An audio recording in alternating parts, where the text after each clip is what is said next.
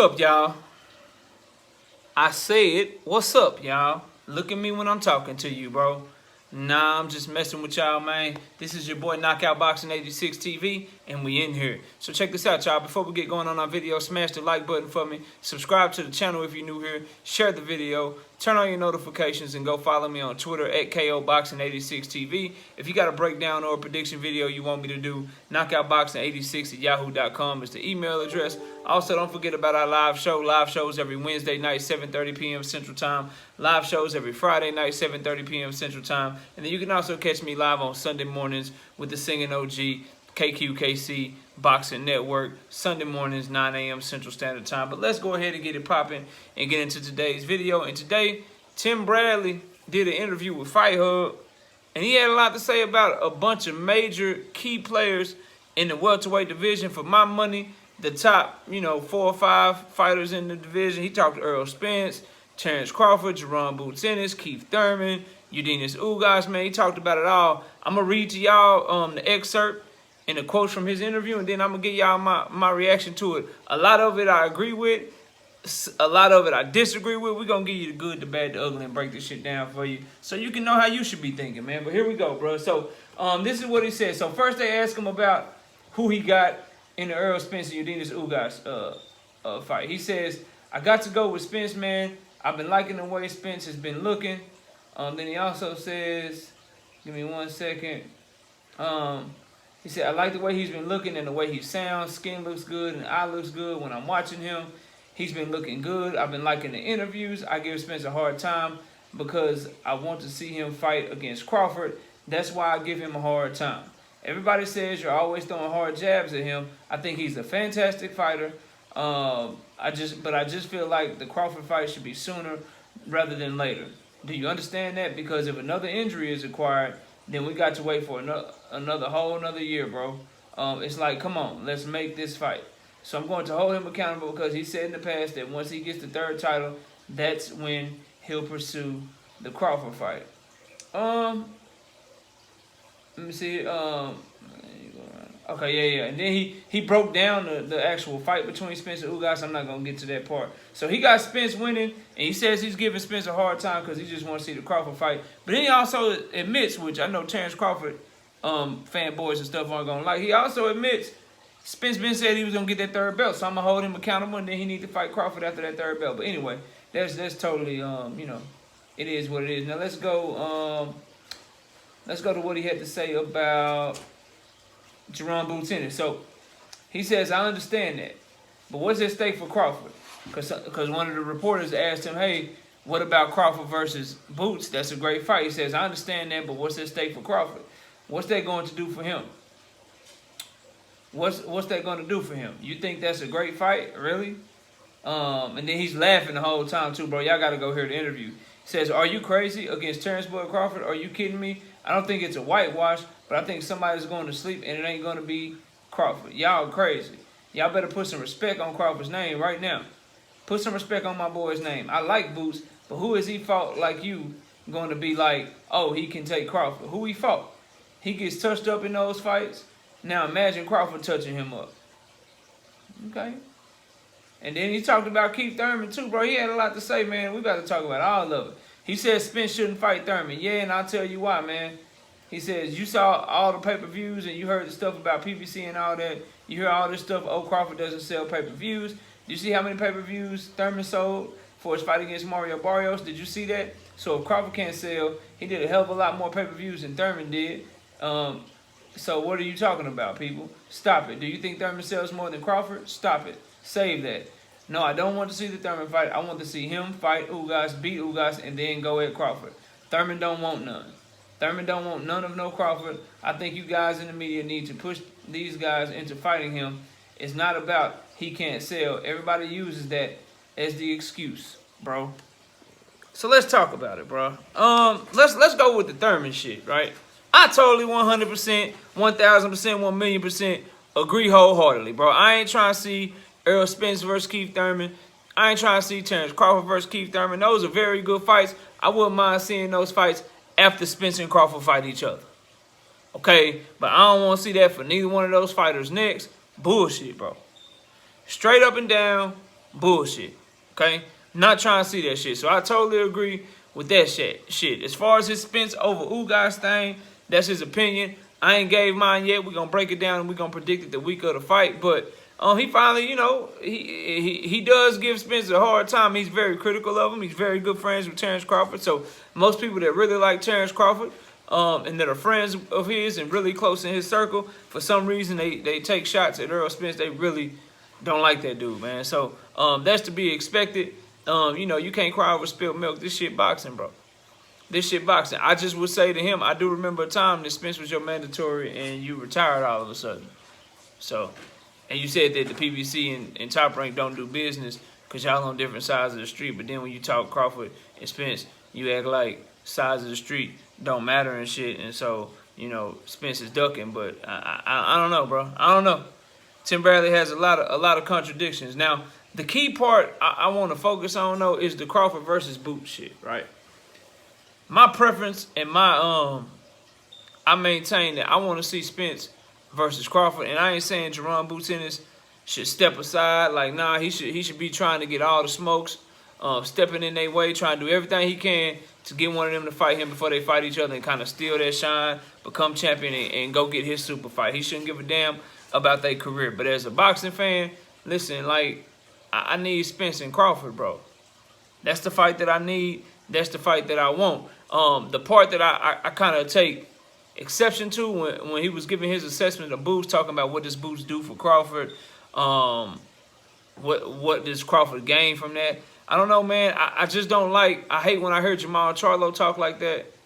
I hate when I hear Canelo fans talk like that. And I hate when I hear people that represent Crawford talk. Like, I don't like the whole what does he bring to the table argument when fans are asking you about really good fights or pushing for really great fights. I don't like when people talk like that, because then we got to look at your resume and we got to look at who you fought, and then everybody else better have brought more to the table. And there's no way as a fight fan that you can convince me or you can get me to believe that Jose Benavidez Jr. or Mean Machine or Kell Brook, when he fought Kell Brook, brought more to the table for Terence Bud Crawford than Jaron Boots Ennis does. I think Sean Porter brought more to the table than Jaron Boots Ennis for Terence Crawford. He was a much more well-known name. He's a former champion. He had a very good resume. And so I thought he brought more to the table than Jaron Boots Ennis did in terms of what Crawford would get from beating him. Obviously, Jeff Horn brought more to the table in terms of what Crawford would get for beating him, because Jeff Horn was a champion and he was coming off of the Manny Pacquiao victory. So those two people, and then you could try to argue Amir Khan. Amir Khan was a bigger name, had that UK backing. He had been knocked out before, but he was a bigger star at that point in his career than Jaron Boots Ennis is now. So you got about a 50-50 proposition. So when you look at Terence Crawford's resume at welterweight, Jeff Horn brought more to the table than Jaron Boots Ennis. Sean Porter brought more to the table than Jaron Boots Ennis. And you could make a sound argument for Amir Khan at the time that he brought more to the table than Jaron Boots Ennis. But everybody else, Jose Benavidez, Mean Machine, Kell Brook, those three right there, like, you fought them, bro. I watched you fight them. I watched you fight Molina at 140. Okay? I watched you fight these guys, bro. They didn't bring near anything to the table that Jaron Boots Ennis don't. Like, I watched you fight Hank Lundy, bro. So, like, when you fight fighters that are lesser than, you can't be, your guys, Tim Bradley, he shouldn't be saying that shit specifically as a former fighter. So I think Jaron Boots Ennis brings a lot to the table. You get to stop this young, hungry lion, stop his hype train, very similar to what Jermell Charlo did to Erickson Lubin. And for every Erickson Lubin victory, for every time Erickson Lubin goes out there and beats a top contender, Jermell Charlo's win over him is aging like fine wine. It's aging like fine wine right now because of what Erickson Lubin has done since getting beat by Jermell Charlo. Jaron Boots Ennis, it's going to take a special fighter to beat him. And Terence Bud Crawford does have the ability to beat him. But let's keep it a buck. Like, barring any injuries and having his chin hold up, Jaron Boots Ennis, what, maybe 2 division champion in the future if we being conservative? Possibly 3 division champion. Probably going to end up with what? no more than 1, maybe 3 losses on his resume at the most. If he get out, you know, while he in his prime, if he stay a little longer, that can go up. But you can probably conservatively say that man probably gonna suffer like maybe 2, 3 losses in his career if he run into special fighters. And you could be one of those ones to put his scalp on your resume, and that's a win for Bud Crawford. It's gonna age much better than Jose Benavidez Jr. It's gonna age much better than Kell Brook is aging right now. It's gonna age much better than Mean Machine, bro. So he brings something to the table for you. So I didn't like what I heard from Tim Bradley as it regards to that situation, because half of your welterweight resume brought less to the table. Half of Terence Crawford's welterweight resume brought less to the table than Jaron Boots Ennis. So I didn't really like that quote from Tim Bradley. But what I will say, and what I agree with overall, is that the fight that we want to see next, the fight that goes over and beyond anything that Terence Crawford could have with Jaron Boots Ennis or Virgil Ortiz, or Errol Spence could have with Keith Thurman or Virgil Ortiz or Jaron Ennis, anything that these two fighters can have, it takes a back burner to me in getting this Terence Bud Crawford, Errol Spence fight done. And so I agree with Tim Bradley overall. Now, the laughing and shit like Jaron Boots Ennis ain't got smoke for these top dudes, Tim Bradley know. He know that young man got all the smoke in the world for any welterweight you want to put him in there with. Can he beat him? I don't know. But to act like that young man ain't got a chance with his talent level, well, you got to be out your mind. But y'all let me know what y'all think, man. What y'all think of the Tim Bradley interview? I thought it was overall, he said some good things in there. I agree with the Keith Thurman shit. Keith Thurman, get your ass out of here. We don't want to hear that shit. We don't want to see that shit. You got to wait your turn, okay? On the Errol Spence shit, giving him a hard time because he want to see him fight Crawford. All right, bro, cool. Just make sure you keep that same energy when they do get in the ring and give whoever wins that fight they full credit. As far as the Boots and Terence Crawford shit, look, man, I know it's some people, some of the brothers is pushing for Terence Crawford to just not wait on Errol Spence and to fight Jaron Boots Ennis in the meantime. Me personally, I'd rather see Terence Crawford take some sort of tune-up. Jaron Boots Ennis already has a fight. Virgil Ortiz had to pull out of his fight. So if you want to take on a risky fight in Virgil Ortiz over the summer, or you want to take on a fight with Josh Taylor over the summer, bro, I'm cool with that. I just don't want no funny shit going on to where we don't get undisputed. But the Josh Taylor shit come with so many caveats because Bud Crawford is suing Bob Arum. He left Bob Arum. Bob Arum talked bad about him. He talked bad about Bob. I don't even know why he would even try to go do business with that man, trusting that it's going to be good business and it ain't going to be some shady shit, specifically when you holding on to the Bob belt, bro, the WBO, whatever Bob orders belt. You got to move smart and you got to move strategically if you're Terence Bud Crawford. So I would advise either a Virgil Ortiz fight or somebody not under top rank to keep yourself busy over the summer. And then get it popping with Spence at the end of the year. Jaron Boots Ennis, look, man, keep doing your thing. I'm not telling you to step aside. Push for the shit. Push for the shit. This will probably be the one time that Jaron Boots Ennis fans or somebody will hear me say, yeah, bro, but I don't want you to get your shot right now. Okay? I'm sorry, but I don't want you to get your shot right now. I need Errol Spence versus Terence Crawford, undisputed in the welterweight division. Then at that point, Jaron Boots Ennis, as many shots as you want, my young brother. As many shots as you want. But y'all let me know what y'all think, man. Comment down below, smash the like, subscribe to the channel, share the video, turn on your notifications.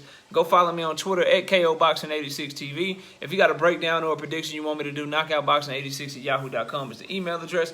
Don't forget about our live show. I'm live every Wednesday night, 7:30 p.m. Central Time. Live every Friday night, 7:30 p.m. Central Time. And then you can also catch me live every Sunday morning, 9 a.m. Central Standard Time. I appreciate y'all watching this video. Enjoy the rest of your day. And with that, we out of here. Peace, y'all.